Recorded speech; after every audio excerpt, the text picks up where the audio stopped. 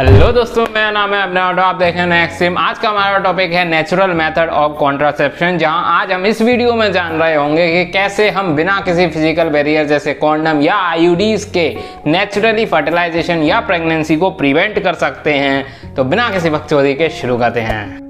तो इस वीडियो में हम बिल्कुल शुरू से शुरू करेंगे। तो शुरुआत करते हैं कॉन्ट्रासेप्टिव से। सीधे शब्दों में बोलूं तो कॉन्ट्रासेप्टिव कोई भी एक ऐसा मेथड या डिवाइस है जिसकी मदद से हम प्रेगनेंसी या फर्टिलाइजेशन को प्रिवेंट कर सकते हैं। और ये बोलना बिल्कुल भी गलत नहीं होगा कि इसकी मदद से हम सेक्स का पूरा मजा भी लेंगे और प्रेगनेंसी नामक बवाल से भी बच जाएंगे। हालांकि इसका यूज रेप डिस्प्यूट वगैरह के केसेस में भी होता है। मास्टर, पहले हमें ये बता कि आफ्टर ऑल ये कॉन्ट्रासेप्टिव फर्टिलाइजेशन या प्रेगनेंसी को होने से कैसे रोकता है? तो जवाब काफी आसान है। फर्टिलाइजेशन का सीधा सा मतलब है fusion of ovum and sperm. और अगर कोई भी ऐसा मेथड या डिवाइस जो इस फ्यूजन को रोक पाए वो कॉन्ट्रासेप्टिव मेथड कहलाता है। तो अब कॉन्ट्रासेप्टिव की डेफिनेशन के बाद इसके टाइप्स पे आते हैं। और हमारे सिलेबस में बेसिकली इसके 6 टाइप्स हैं: natural and traditional method, barrier method, intrauterine devices, oral contraceptive pills, injection and implants और आखिरी सर्जिकल मेथड, जिसमें से आज का हमारा टॉपिक है नेचुरल मेथड। अब अगर तुम नीट 11th या 12th स्टैंडर्ड में हो तो वीडियो के एंड में तुम्हारे लिए एक गजब का फायदेमंद फ्री का सौदा है। तो समझ गए होगे, वीडियो एंड तक देखनी है। तो नेचुरल मेथड के द्वारा हम बिना किसी फिजिकल बैरियर, केमिकल या डिवाइस के यूज किए नेचुरली अपनी लॉजिकल और बायोलॉजिकल नॉलेज के बेस पर फर्टिलाइजेशन या प्रेगनेंसी को प्रिवेंट करते हैं। और कुल मिला के हमारे सिलेबस में इसके 4 टाइप्स दिए हैं। पहला पीरियोडिक एब्सिस्टेंस, दूसरा लैक्टेशनल अमेनोरेया, तीसरा टेम्परेचर सर्च और चौथा विड्रॉल मेथड या कोइटस इंटरप्टर। और अब डिटेल में हम इन सब के बारे में पढ़ेंगे। तो पहला है पीरियोडिक एब्सिस्टेंस। और अब इसे समझने के लिए आपको मेंस्ट्रुअल साइकिल का ज्ञान होना जरूरी है। लेकिन अगर आपको मेंस्ट्रुअल साइकिल नहीं आती तो उसकी वीडियो का लिंक या तो डिस्क्रिप्शन में आ गया होगा या फिर आ जाएगा, तो भाई चेक जरूर कर लेना। खैर, यहाँ पे मेंस्ट्रुअल साइकिल का सिर्फ इतना ज्ञान चाहिए कि मेंस्ट्रुअल साइकिल स्टार्ट होने के बाद 10th से 17th डे के बीच में ओव्यूलेटरी फेज होता है, जिसमें ओव्यूलेशन टेक प्लेस करता है। अगर मैं देसी भाषा में बोलूँ तो पीरियड्स में खून आने के बाद 10th से 17th डे के बीच में ओव्यूलेशन होता है और ओवरी से ओवम निकलकर फैलोपियन ट्यूब में आ जाता है। और ये 10th से 17th डे का टाइम पीरियड कहलाता है फर्टाइल पीरियड, क्योंकि अगर सेक्स पार्टनर्स ने इस टाइम पे सेक्स किया तो भाई प्रेगनेंसी के चांसेस मैक्सिमम होते हैं। और बस अब हमें इसी बात का फायदा उठाना है, मतलब सेक्स पार्टनर्स को इसी 10th से 17th डे के फर्टाइल पीरियड के बीच में सेक्स को अवॉइड करना है। वो मेंस्ट्रुअल साइकिल स्टार्ट होने के बाद 10वें दिन से पहले सेक्स कर सकते हैं और 17वें दिन के बाद सेक्स कर सकते हैं, क्योंकि उसके बाद ओवम डिजेनरेट हो जाएगा और मेंस्ट्रुएशन टेक प्लेस करेगा। मास्टर को समझ में नहीं आया, एक और बता। देखो, सिंपल है। जब भी मेंस्ट्रुएशन हो रहा होता है या मेंस्ट्रुअल ब्लड बाहर निकल रहा होता है तो वो एक मेंस्ट्रुअल साइकिल के स्टार्ट होने का एक संकेत होता है। और जब एक मेंस्ट्रुअल साइकिल शुरू हो जाती है तो उसके लगभग 10 दिन तक आप जितना चाहो उतना सेक्स कर सकते हो, क्योंकि इस टाइम पे ओवम ओवरी में डेवलप हो रहा होता है। लेकिन 10 दिन के बाद 10 दिन से 17वें दिन के बीच में आप सेक्स बिल्कुल नहीं कर सकते, क्योंकि इस टाइम पे ओव्यूलेशन होता है। मतलब ओवम ओवरी से फैलोपियन ट्यूब में पहुंच जाता है और ये जनरली ओव्यूलेशन 14वें दिन पर हो जाता है। लेकिन हमें 10 दिन से 17वें दिन तक कोई रिस्क नहीं लेना, क्योंकि अगर इस टाइम पे आपने सेक्स करने का पाप किया तो आप कब बाप बन जाओगे ये आपको पता नहीं चलेगा। हाँ, बाद में पता चलेगा, लेकिन हमें कुल मिला के इस टाइम पे सेक्स अवॉइड करना है। और उसके बाद 17वें दिन के बाद 18वें 19वें दिन से आप सेक्स कर सकते हो, क्योंकि उस टाइम पे ओवम डिजेनरेट होना शुरू हो जाता है। और यही था पीरियोडिक एब्सिस्टेंस। और अब चलते हैं लैक्टेशनल अमेनोरेया पे। तो भाई लैक्टेशनल अमेनोरेया का मतलब ही एब्सेंस ऑफ मेंस्ट्रुएशन है, पर मेरे मायने में तो ये मेथड ही बकवास है। ऐसा क्यों कह रहा है? सुनते रहो, समझ जाओगे।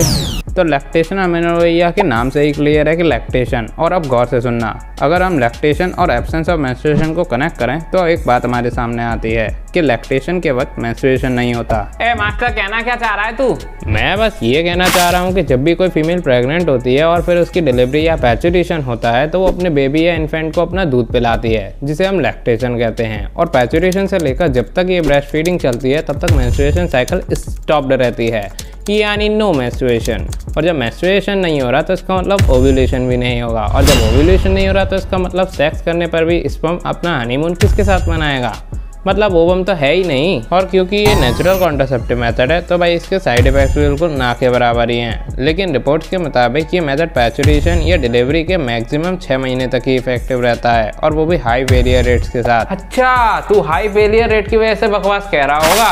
अरे ना रे, फेलियर रेट्स तो सारे मेथड्स में है, पर ये मेथड मुझे इसीलिए बकवास लगता है क्योंकि इसमें प्रेगनेंसी को प्रिवेंट करने के लिए पहले से एक प्रेगनेंसी चाहिए। मतलब भाई खुद ही सोचो कि पहले एक प्रेगनेंसी होगी, फिर उससे बच्चा होगा, और जब जब तक उसकी ब्रेस्ट फीडिंग चलेगी सिर्फ तब तक आप फ्री सेक्स कर सकते हो। मतलब प्रेगनेंसी को प्रिवेंट करने या सेक्स करने के लिए पहले एक बार प्रेग्नेंट हो, फिर उससे हुए बच्चे के पहले माँ बाप बनो और उसके बाद उसकी ब्रेस्ट फीडिंग तक सेक्स कर सकते हो। ये चूतियापा कौन करेगा वाला? हाँ, पर ये उनके लिए ठीक है जिनकी हाल ही में एक बार डिलीवरी हो चुकी है। तो फाइनली अब हम बढ़ते हैं अपने तीसरे नेचुरल कॉन्ट्रासेप्टिव मेथड यानी टेम्परेचर सर्च की तरफ। और हाँ, इसे सिलेबस से बाहर मत समझना। तो बेसिकली टेम्परेचर सर्च पीरियोडिक एब्सिस्टेंस का ही एक बेहतर और डेवलप्ड मॉडल है। पर कैसे, डिटेल में बता। तो सुनो, नॉर्मल डेज में किसी भी लड़की या फीमेल का BBT यानी basal body temperature normally variate करता है, जो कि लगभग 97 डिग्री फ़ारेनहाइट या 36 डिग्री सेल्सियस के अराउंड ही रहता है।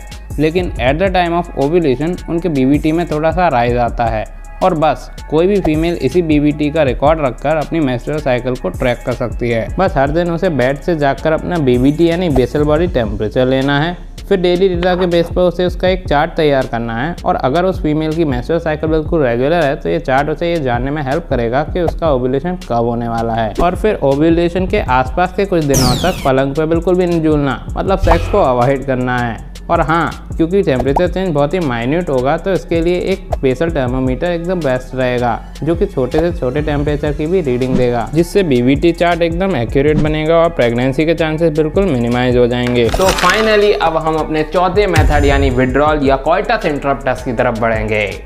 लेकिन रुको, अगर तुम एक बार दिन में फिजिक्स की क्लास ले चुके हो तो तुम भला सेम क्लास दोबारा क्यों लोगे? ए चूतिए, मतलब क्या है तेरा? मतलब ये है कि जब मैं एक बार विड्रॉल मेथड पर फुर्सत में पूरी डिटेल वीडियो बना चुका हूँ तो भला मैं एक और बार यहाँ पर क्यों उसके बारे में भौंकूं? और मैंने उस वीडियो में ये तक डिटेल में बताया है कि आफ्टर ऑल क्यों विड्रॉल मेथड की एफिशिएंसी काफ़ी कम होती है। तो मैंने डिस्क्रिप्शन में उसका लिंक डाल दिया है, तो भाई याद से उस वीडियो को जरूर देख लेना। पर उस वीडियो पे जाने से पहले अपना गिफ्ट टैम्पर तो लेके जाओ। तो तुम्हारा फायदेमंद फ्री का सौदा ये है कि अगर तुम 11th 12th या नीट स्टैंडर्ड में हो और तुम्हें चाहिए टाइप्ड नोट्स, प्रिंटेड नोट्स और हैंड रिटन नोट्स, इसके अलावा अमेजिंग वीडियो जैसे कि ये है, इसके अलावा अमेजिंग ट्रिक्स जैसे जो हमें चीज़ें याद नहीं होती उनकी हम ट्रिक्स बना लेते हैं वो, इसके अलावा PYQs, MCQ, ये सारी की सारी चीज़ें फिजिक्स, केमिस्ट्री और बायोलॉजी की, तो भाई मैंने नीचे अपने टेलीग्राम ग्रुप का लिंक दे दिया है, उसे ज्वाइन कर लो। वहाँ मैं रेगुलरली ये सारी चीज़ें प्रोवाइड करता रहता हूँ। अब अगर अब तक विड्रॉल मेथड पर नहीं गए हो तो बिना डिस्क्रिप्शन में जाए यहीं पर ऊपर वाली वीडियो को सेलेक्ट कर लो। और अगर विड्रॉल मेथड को देखने के बाद ये जानना चाहते हो कि एटाविज्म क्या है और एटाविस्टिक कैरेक्टर्स कुछ एनिमल्स और प्लांट्स में क्यों पाए जाते हैं, तो भाई नीचे वाली वीडियो पर जाओ। ये वीडियो तो यहीं ख़त्म हो गई है। नेक्स्ट वीडियो में मिलते हैं, अब तक के लिए टाटा बाय बाय, जय हिंद।